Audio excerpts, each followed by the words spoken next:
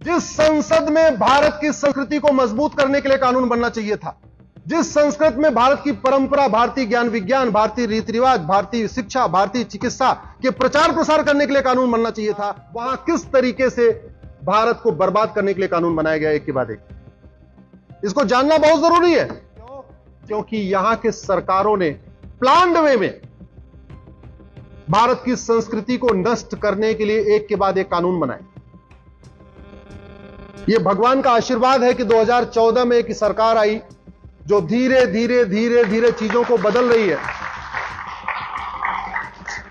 नहीं तो एक के बाद एक भारत की चिकित्सा व्यवस्था को बर्बाद करने के लिए नेहरू ने 1954 में कानून बनाया, और कानून बना के जो जिन बीमारियों का इलाज चरक संहिता में लिखा है, सुश्रुत संहिता में लिखा है, माधवकर संहिता में लिखा है, सारंगधर संहिता में लिखा है, भाव प्रकाश संहिता में लिखा है, उन बीमारियों के इलाज को पब्लिसाइज करने पे अपराध बना दिया।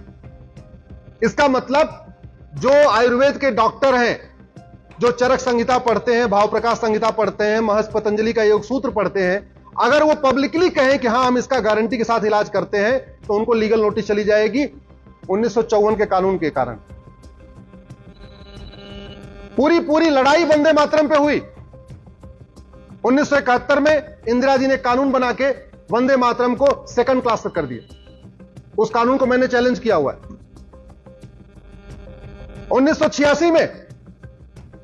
1986 में हम सब, हमारे परिवार के लोगों ने एक स्पष्ट जनादेश दिया, 404 सीट दिया।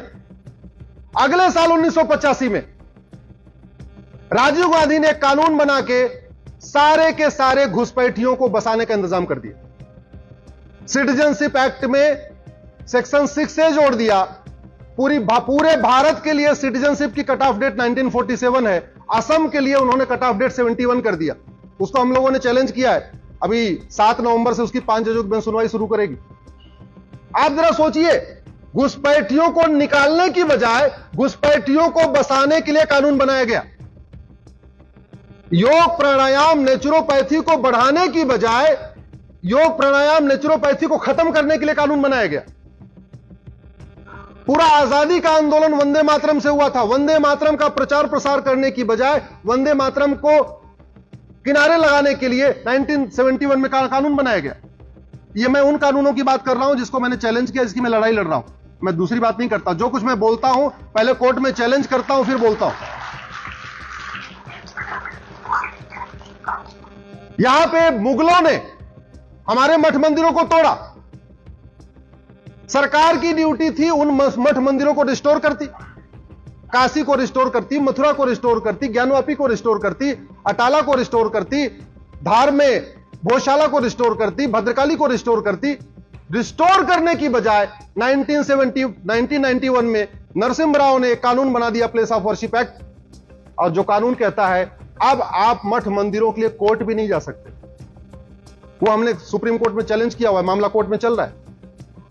अगले साल 1992 में नरसिम्हा राव ने फिर दूसरा कानून बनाया, हिंदुओं को बांटने के लिए एक माइनॉरिटी कमीशन एक्ट बनाया, और जहां बाकी कानून में हिंदू, जैन, बौद्ध, सिख हिंदू कहलाते हैं, 1992 में जैन, बौद्ध, सिख को माइनॉरिटी बना दिया, जबकि सनातन के पार्ट है।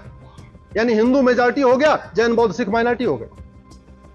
जबकि सबकी संस्कृति एक है, सबका कल्चर एक जैसा है।